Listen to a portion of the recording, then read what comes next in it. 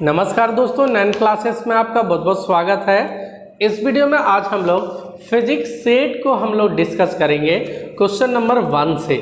तो question number 1 है, जब आप कोई कारपेट को, जो कोई कपड़ा को या पर्दा को डंडा से पीटते हो तो उसका डस्ट जो है बाहर आ जाता है। ये क्यों ऐसा होता है? क्लियर है? जब आप कोई कारपेट को स्टिक से बीट करते हो, ठोकते हो, तो उसमें देखना उसका डस्ट बाहर आ जाता है। न्यूटन का कौन सा लॉ इसमें, मतलब इस पे कौन सा न्यूटन का लॉ फॉलो करेगा? तो आपको पता है न्यूटन का फर्स्ट लॉ, यदि आप मोशन में हैं तो मोशन में रहेंगे, रेस्ट में हैं तो रेस्ट में रहेंगे। तो न्यूटन का फर्स्ट लॉ है। पहला का आंसर हो जाएगा आपका ए, न्यूटन का फर्स्ट लॉ मोशन। इसको लॉ ऑफ इनर्शिया भी बोलते हैं, जड़त्व का नियम, है ना। Question number two, an object mass 120 kg on earth. एगो कोई ऑब्जेक्ट है जिसका मास है 120 kg, उसका मास मून पे कितना होगा? तो बहुत लोग जो है पूरा टेंशन में हो जाएंगे, W बराबर mg वगैरह करने लगेंगे। तो ध्यान से सुनो, मास है आपका 120 kg पृथ्वी पर, मास आपको पूछ रहा है कहाँ? मून पर, चांद पर कितना होगा? तो बहुत लोग बोलेंगे चांद पे 6 गुना कम होता है, इस तरह से बात करेंगे। तो ध्यान से सुनो बाबू, मास दुनिया में कहीं भी चले जाओ हमेशा सेम रहेगा। चाहे आप चांद पे चले जाओ, मंगल ग्रह पे चले जाओ, मास कभी चेंज नहीं होता है। मास हमेशा फिक्स होता है, कांस्टेंट होता है। वेट चेंज होता है बाबू। क्या चेंज होता है? वेट, वजन। मास कभी चेंज नहीं होता है। तो मास 120 kg ही रह जाएगा, चाहे आप चांद पे चले जाओ, चाहे सूरज पे चले जाओ। क्लियर?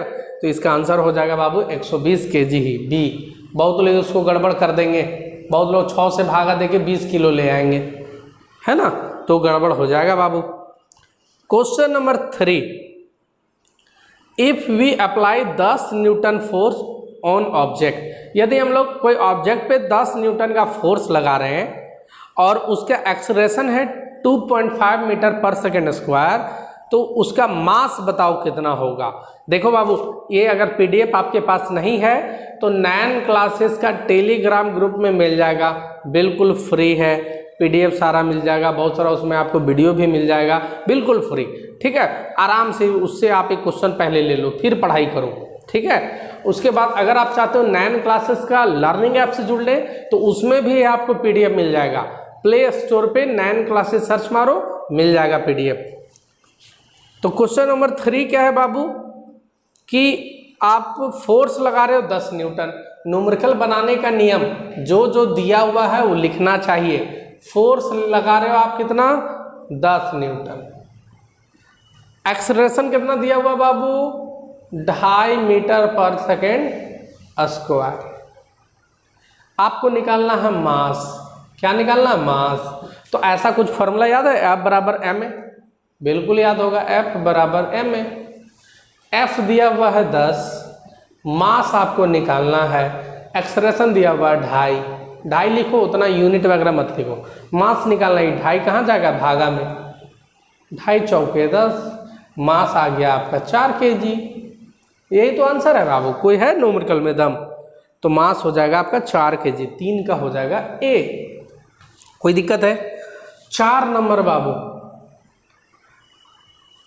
आइस पे, बर्फ पे चलना आसान नहीं होता। बर्फ पे जब चलोगे ना तो आप चल नहीं पाओगे ठीक से, है ना, स्लिप कर जाएगा।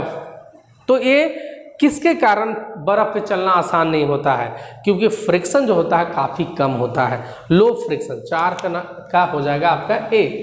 देखो बाबू, चलने के लिए क्या होता है, जब हम लोग कहीं पर चलते हैं तो हम लोग देखना जूता वगैरह पहनते, चप्पल वगैरह पहनते, उसमें ग्रिप होता है बाबू, तो हम लोग स्लिप नहीं करते हैं। बाइक वगैरह अगर टायर आपका घिस गया है तो आपका बाइक जो है ना, जहाँ भी मिट्टी उट्टी भींगा हुआ मिलेगा तो आपका बाइक स्लिप कर जाता है, क्योंकि आपका जो चक्का का ग्रिप है वो घिस चुका है। आ रहा बात समझ में? तो चक्का में ग्रिप, चप्पल जूता में ग्रिप क्यों बनाया जाता है? ताकि फ्रिक्शन को बना कर रखे। क्लियर? तो इसीलिए अगर लो फ्रिक्शन होगा तो आपको चलने में बहुत दिक्कत होगा। तो बर्फ़ पे चलना इसलिए प्रॉब्लम होता है कि उसका फ्रिक्शन क्या होता है, काफ़ी लो। तो 4 का आंसर हो जाएगा A. Question number 5, a naughty boy hit a mango tree by stone then a mango fall down, why the mango fall down. अरे ठेठ में बोल रहा ना कि एक बदमाश लड़का है और आम का पेड़ में मारता है पत्थर, तो वहाँ से एक आम टूट के नीचे गिरता। तो आम टूट के नीचे क्यों गिरता है? तो बाबू ग्रेविटेशनल फोर्स के कारण, पृथ्वी के पास जो ग्रेविटेशनल फोर्स है उसके कारण। हम लोग न्यूटन के ज़माने में थोड़े हैं कि हम लोग को पता नहीं है काहे कोई चीज़ नीचे आता है। न्यूटन ने खोज किया था कि कोई चीज़ हमेशा किधर आता है, पृथ्वी की ओर। तो इसका आंसर होगा ए नंबर 5 का ए, ड्यू टू ग्रेविटेशनल फोर्स, है ना। पृथ्वी छोड़ो, दुनिया का हर चीज़ आपस एक दूसरे को मतलब दुनिया का हर चीज़ एक दूसरे को खींचती है बाबू। तो जिसका ज़्यादा ताकत ज़्यादा ताकत से खींचती है। तो पृथ्वी का मास बहुत ज़्यादा है, पृथ्वी अपनी ओर खींचती है। सूरज अपनी ओर खींचेगा, सारा प्लेनेट वगैरह दुनिया का हर चीज़ एक दूसरे को फोर्स लगाता है बाबू। Question number 6, universal law gravitation is. तो ग्रेविटेशनल फोर्स का आपको फॉर्मूला पता होगा बाबू, नहीं पता है? F बराबर G, बहुत लोग इसको m1 m2 लिखते हैं बाई आर स्क्वायर। अभी है क्या, सुनो। F का मतलब फोर्स, G का मतलब यूनिवर्सल ग्रेविटेशनल कांस्टेंट बड़ा G, और ये दो गो बॉडी का मास है, एक को ले लो m1, एक को बोल दो m2। और आर स्क्वायर का मतलब दो बॉडी के बीच में जितना डिस्टेंस रहेगा। मान लो कोई बॉडी यहाँ पर है A और कोई बॉडी यहाँ पर है B, है ना। तो इसका मास होगा m1, इसका मास होगा m2, और दोनों के बीच में जो डिस्टेंस है उसको मान ले रहे हैं r। तो F बराबर हो जाएगा G, इसका मास m1, इसका मास m2, और डिस्टेंस जो है r उसका स्क्वायर। ये है आपका फॉर्मूला, ठीक है। तो यहाँ देखो तो बाबू क्वेश्चन नंबर 6, ऑप्शन ए है F बराबर G बड़ा M छोटा m। तो बाबू बड़ा M छोटा m नहीं मान सकते हैं, बिल्कुल मान सकते हैं। अब बाई में D का स्क्वायर, तो यहाँ जो R माने इसको D मान लो, कोई दिक्कत नहीं है। तो पहला भी सही है, देखो तो दूसरा भी सही है ना। पहला दूसरा दोनों सही है, तो इसका ऑप्शन हो जाएगा D, 1 and 2 बोथ, यानी छठा का आंसर हो जाएगा D। क्लियर? अरे मान लो एक बार ये माने और एक बार देखो हम ऐसे मान रहे हैं, दो गो बॉडी है, ये थोड़ा सा बड़ा है तो इसको मान लिए बड़ा M, ये छोटा है इसको मान लिए छोटा m, दोनों के बीच का दूरी मान लिए d। अब F बराबर क्या लिखेंगे, G बड़ा M इंटू छोटा m बाई d का स्क्वायर, हो गया। क्लियर? तो फॉर्मूला से डरना नहीं, आप m1 m2 कुछ भी मान सकते हो, बड़ा m छोटा m जो आपका मर्जी। तो 6 का आंसर हो जाएगा D। क्वेश्चन नंबर 7, 1 किलोवाट घंटा में कितना एनर्जी होता है बाबू, कितना जूल होता है?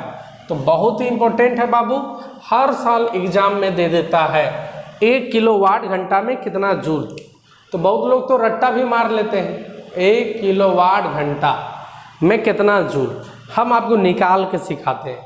1 किलो मतलब 1000, वाट का मतलब तो कुछ नहीं समझ में आता हम लोग को। घंटा, घंटा तो ऐसा यूनिट टाइम का होता है सेकंड, तो इसको बाबू सेकंड में बदलो। तो 1 घंटा में 60 मिनट 60 सेकंड हो गया सेकंड में। अब इसको कैलकुलेशन करो, 6 इंटू 6 36, 3 0 4 0 5 0, 2 2 4 1 5, इतना जूल। 36 पे 5 0, इतना जूल। ऑप्शन में ऐसा नहीं दिखेगा आपको, तो आपको करना क्या है, ऐसे लिख सकते हैं इसको 36 इंटू 10 का पावर 5, बिल्कुल लिख सकते हैं, लेकिन ये भी आपको ऑप्शन में नहीं दिखेगा। स्टैंडर्ड फॉर्म है, नियम बना है कि पॉइंट से पहले एक संख्या लिखो, यानी इसको बना दो 3.6, 36 को बना दो 3.6। तो बाबू हम जब इसको पॉइंट दे दिए यानी 10 से भागा दे दिए, तो इसको 1 0 और बढ़ा दो, एक संख्या और बढ़ा दो, 6 बना दो। 3.6 इंटू 10⁶ इतना जूल। तो ये ऑप्शन है बाबू आपका पहला। बहुत लोग रट्टा मार लेते हैं 3.6 इंटू 10⁶ जूल। तो 7 का आंसर हो जाएगा आपका ए। ठीक है, 8 नंबर क्वेश्चन पढ़ो बाबू। साउंड कैन मूव इन, ध्वनि, मेरा साउंड आपको सुनाई दे रहा है। क्यों सुनाई दे रहा है? क्योंकि हवा होगा वहाँ पर, आपके पास सुनाई दे रहा है क्योंकि वहाँ एयर है। एयर नहीं रहेगा सुनाई नहीं होगा देगा। चांद पे जाके बम ब्लास्ट करो, आवाज़ सुनाई नहीं देगा। तो साउंड जो है सॉलिड में भी चल सकता है, लिक्विड में भी, वैक्यूम में कभी नहीं चलेगा, है ना। साउंड को चलने के लिए मीडियम चाहिए, चाहे सॉलिड हो, लिक्विड है, गैस हो, कुछ भी हो, वैक्यूम में नहीं ट्रेवल करेगा। तो ऑप्शन ए है solid, liquid, vacuum, both A and B, मतलब सॉलिड और लिक्विड। तो इसका आंसर हो जाएगा डी, 8 का हो जाएगा डी। सॉलिड में भी साउंड ट्रेवल करता है, लिक्विड में भी, गैस में भी, लेकिन गैस ऑप्शन में नहीं है बाबू यहाँ। Question number 9, relation between sound का velocity, frequency and wavelength, relation पूछा है बाबू। तो आपको एक फॉर्मूला पहले पता होना चाहिए। क्या पता होना चाहिए? डिस्टेंस बराबर, मैथ वाला फॉर्मूला बाबू, डिस्टेंस बराबर क्या? स्पीड इनटू टाइम, बिल्कुल ये पता होगा आपको। और वेवलेंथ किसको बोलते हैं बाबू? डिस्टेंस को ही ना। तो वेवलेंथ को डिनोट करते हैं हम लोग लैम्डा से। तो लैम्डा बराबर स्पीड को लिखा है v इनटू टाइम। तो यहाँ पर तो टाइम नहीं है बाबू, फ्रीक्वेंसी है। तो आपको पता है कि फ्रीक्वेंसी का मतलब होता है 1 सेकेंड में कितना बार वाइब्रेट कर रहा है। मतलब एक तरह से फ्रीक्वेंसी बराबर 1/t। तो t बराबर 1/f, ये भी लिख सकते हो। और f को फ्रीक्वेंसी ना लिख के ऐसे लिख देता है बाबू, इसको कर देता है इस तरह से भी लिख देता है, इस तरह से, है ना, चिड़िया बना देता है। तो टाइम के जगह आप 1/फ्रीक्वेंसी लिख सकते हो, बिल्कुल टाइम के जगह 1/फ्रीक्वेंसी लिख सकते हो। तो टाइम के जगह हम 1/फ्रीक्वेंसी लिख दिए। तो जल्दी बताओ तो क्या बना? लैम्डा बराबर v ऊपर, वेलोसिटी ऊपर और नीचे फ्रीक्वेंसी। ये है आपका रिलेशन। तो देख लो तो कौन कौन सही है इसमें। ऑप्शन नंबर ए v बराबर, तो v बराबर देखो तो इससे क्या निकलेगा? v बराबर बाई में 1 करो, क्रॉस करो, lambda into frequency, lambda into frequency. तो ऑप्शन ए भी सही है बाबू, ए भी सही है, ए में दिया हुआ है। और बी वाला तो यही दिया हुआ है बाबू, यही, तो बी भी सही है। सी देखो तो बाबू, फ्रीक्वेंसी बराबर, ये फ्रीक्वेंसी बराबर, तो फ्रीक्वेंसी बराबर क्या निकलेगा जल्दी बताओ? लैम्डा बराबर v/फ्रीक्वेंसी। अरे फार्मूला के साथ खेला है और क्या किया? कुछ नहीं किया है। बाई 1 तो लैम्डा ई गुना हुआ, लैम्डा इंटू फ्रीक्वेंसी बराबर v, तो फ्रीक्वेंसी बराबर v/लैम्डा, तो v/लैम्डा है। तो इसमें तीनों सही है बाबू। तो आंसर हो जाएगा ऑल ऑफ दिस, 9 का डी। इतना थोड़े टाइम पास करेंगे बाबू, जब 2 को सही दिख रहा है तो ऑप्शन में मार दो ऑल ऑफ दिस। 2 को कहता हूँ, यहाँ पर ऑप्शन है ही नहीं कि 1 एंड 2, तो सीधे मार दो कि चारों सही है, तीनों सही है। क्वेश्चन नंबर 10, एक कूलम में कितना इलेक्ट्रॉन? एक कूलम में कितना इलेक्ट्रॉन? क्वेश्चन नंबर 10 में बोल रहा बाबू कि एक कूलम में कितना इलेक्ट्रॉन होता है। एक कूलम में कितना इलेक्ट्रॉन? तो देखो बाबू, एक कूलम में होगा 6.25, कभी कभी 24 भी देता है, तो ऑप्शन से देख लेना बाबू। एक कूलम में 6.25 इंटू 10⁻18 इलेक्ट्रॉन एक कूलम में बाबू, ठीक है। और उल्टा, एक इलेक्ट्रॉन में कितना कूलम चार्ज?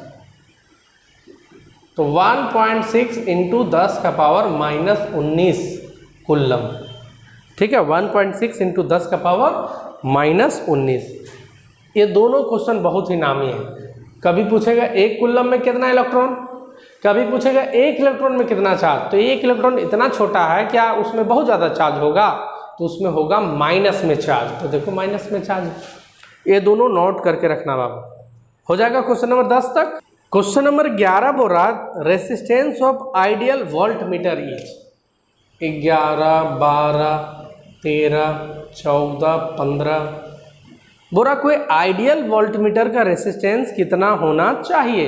तो देखो बाबू आइडियल कभी होगा ही नहीं, कुछ ना कुछ उसमें गड़बड़ी रहता ही रहता है, लेकिन बोल रहा है कि आइडियल यदि हो तो कितना होना चाहिए। तो आइडियल वोल्ट मीटर का रेजिस्टेंस इन्फिनिटी होना चाहिए बाबू, इन्फिनिटी, जितना ज़्यादा हो सके उतना अच्छा, इन्फिनाइट।